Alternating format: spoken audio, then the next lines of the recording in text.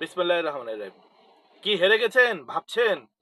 জীবনটা কেমন হয়ে গেল? না, হারেননি। এই যে চলার পথে হঠাৎ করে থমকে গেছেন, বাধাগ্রস্ত হয়েছেন, এটি জীবনেরই অংশ। এগিয়ে যান, চেষ্টা করুন, আল্লাহর উপরে আস্থা রাখুন, নিজের কাজের প্রতি নিষ্ঠাবান হন। আর যেই সংকল্প স্বপ্ন দেখেন সেটার উপর স্থির থাকুন। আল্লাহ অবশ্যই আপনাকে সফলতা দেবেন। কখনোই কোনো অন্ধকার, বাধা কে কখনোই প্রশ্রয় দিবেন না। আলোর পথে এগিয়ে যান।